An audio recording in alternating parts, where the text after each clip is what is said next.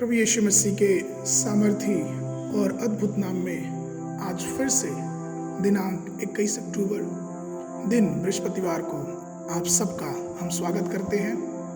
आज के दिन का विषय है बालक और सियाना। बालक और सियाना। पहला कुरिन्थियों की पुस्तक उसका 13 अध्याय उसके 11वां पद। जब मैं बालक था तो मैं बालकों की नाई बोलता था, बालकों का सा मन था, बालकों की सी समझ थी, परंतु सियाना हो गया तो बालकों की बातें छोड़ दी।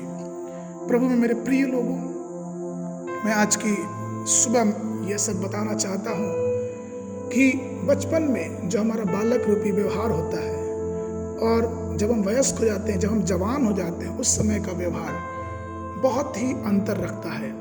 बचपन के व्यवहार और जवानी के व्यवहार में हम यूँ कहें कि जमीन और आसमान का अंतर होता है।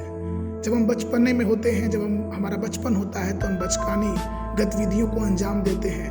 हम बचपन में चीज़ों को करते हैं और बहुत से लोग इस चीज़ को देख के खुश होते हैं। लेकिन मैं आपसे पूछूं कि अगर वही बचकानी हरकत, अगर वही बचपन की आदतें हम जवान होने के बाद करें, वयस्क होने के बाद करें, तो क्या इसे दुनिया स्वीकार करेगी?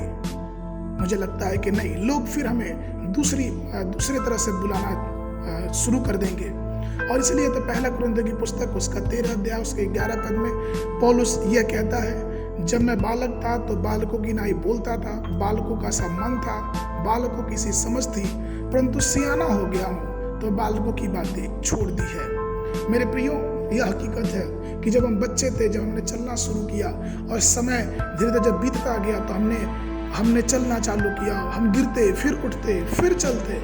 लेकिन जब हम गिरते और उठते तो लोग हमारी सहायता के लिए आते। फिर हमारे घर के माता पिता ने हमारे लिए बेबी वॉकर दे दिया कि हम उससे चलने की कोशिश करें। फिर हम धीरे धीरे जब बड़े हुए तो हमने दीवार पकड़ के चलने की कोशिश की। और यह जो छोटे छोटे पाँव से जब एक बालक चलता है तो उसके माता पिता या उसको जो देखने वाले लोग होते हैं, यह दृश्य उनकी आंखों को भा जाता है। लेकिन मेरे प्रियो, आज मैं आपसे ये पूछना चाहता हूँ कि जब हम बड़े होके भी अगर हम बार बार गिर जाएं, अगर हम चल ही नहीं पाए, तो मैं आपको बताऊं कि जो मनुष्य हमको देखेगा उनके दिल में सिर्फ सहानुभूति रहेगी।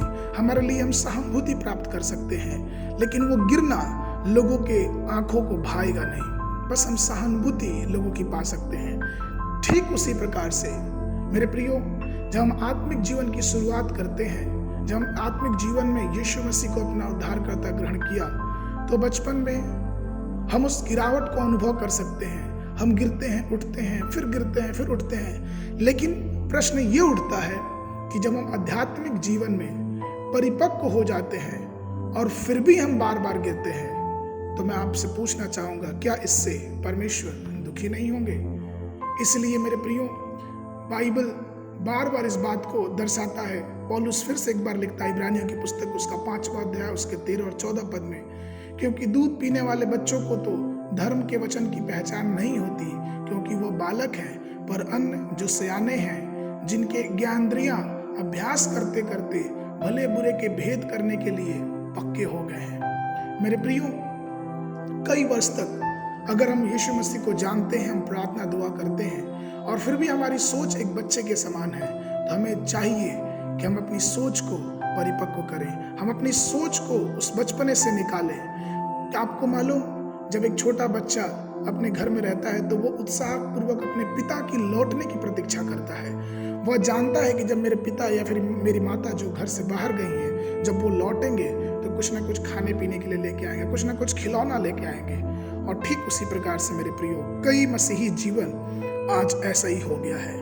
हम अपने पिता के आने की बाट जो होते हैं, लेकिन वो बाट हम अपनी आशीष में जो खोजते हैं, अपनी चंगाई में खोजते हैं, हम अपनी संपत्ति में खोजते हैं, हम अपनी चीज़ों को बढ़ाना चाहते हैं, लेकिन जो असलियत है उसको हम कहीं ना कहीं छोड़ दिए हैं। अगर मैं दूसरे शब्दों में कहूँ तो वो ये है कि हम वर्तमान में सांसारिक लाभों को खोजते हैं प्रभु यीशु मसीह के द्वारा, और हम आत्मिक आशीषों को, आध्यात्मिक उपहार को, जो महान और बहुत ही सामर्थ्य है, उन स्वर्गीय विरासत से अवगत नहीं हो पाते, क्योंकि हमारा ध्यान वर्तमान के लाभों पे केंद्रित रहता है। इसलिए प्रभु में मेरे प्रिय लोगों, जब हम परमेश्वर के लोग हैं, परमेश्वर के संतान हैं, तो हमें कुलुस्सियों की पत्री उसके 3 अध्याय उसके पहले पद को हमेशा ध्यान रखना है कि सो जब तुम मसीह के साथ जिलाए गए तो स्वर्गीय वस्तुओं की खोज में रहो, जहां मसीह वर्तमान है और परमेश्वर की दाहिनी ओर बैठा है। इसलिए मेरे प्रियो,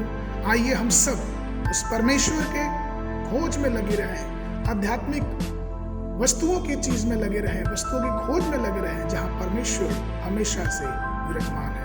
आज के मनन के लिए इफिसियों की पुस्तक उसका 4 अध्याय उसके 15 पद में, वरन प्रेम में सच्चाई से चलते हुए सब बातों में उसमें जो सिर है अर्थात मसीह में बढ़ते जाएं। परमेश्वर आप सबको आशीष दे।